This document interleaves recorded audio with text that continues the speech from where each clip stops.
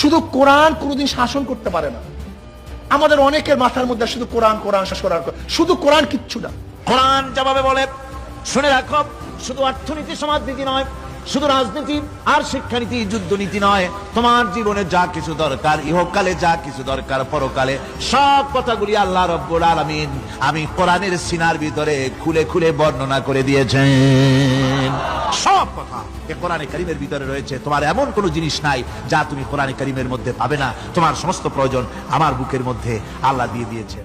ونزلنا عليك الكتاب تبيانا لكل شيء وهدى ورحمة وبشرى للمسلمين।